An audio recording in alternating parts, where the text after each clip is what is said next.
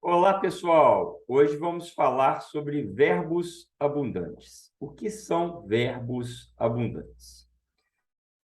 Os verbos abundantes são aqueles verbos que têm dois particípios.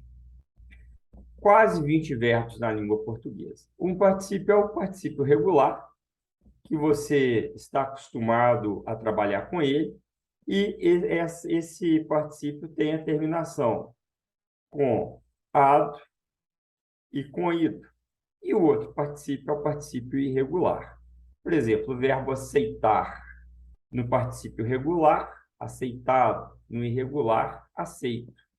O salvar, salvado e salvo. Como é que eu vou usar isso? Documento salvado, documento salvo, folha impressa, folha imprimida, eleger, elegido, eleito. Será que vai dar para tomar um café expressado ou é um café expresso? Como que vai funcionar? Vamos lá. Nós temos duas situações aqui. A primeira delas que você deve guardar é que Segalo, no rodapé, traz para a gente o seguinte: que os verbos ganhar, gastar e pagar devem ser utilizados as formas ganho, gasto e pago, com qualquer auxiliar. Tá certo? Você vai evitar o particípio regular, que é o ganhado, gastado e pagado. E as questões de prova, elas vão surgir com as locuções verbais.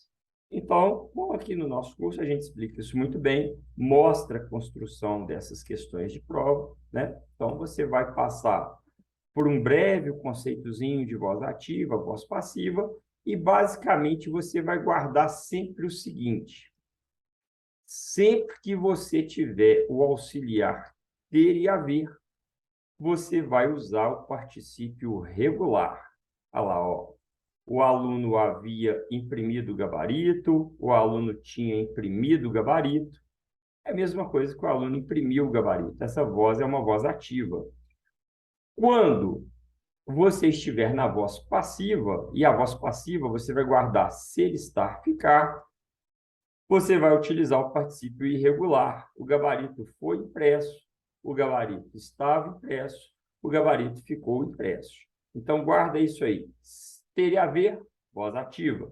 Ser, estar, ficar, voz passiva. Na ativa, particípio regular, ado, ido. Na passiva, particípio irregular. E uma das principais organizadoras que nós temos de concurso público pelo Brasil, é a principal de tribunais, que é a FCC.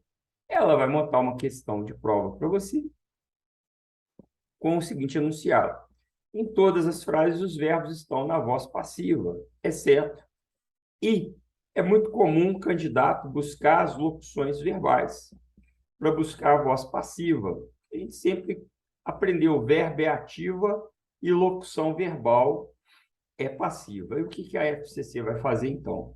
Ela vai trabalhar as frases, por exemplo, o candidato foi eleito com a maioria dos votos.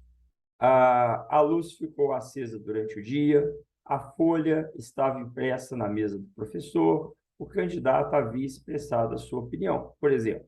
Então, o que vai acontecer aqui? Ó? Eu tenho ser, ficar e estar. Nesse caso, o particípio é irregular. Nesse caso, a voz é passiva.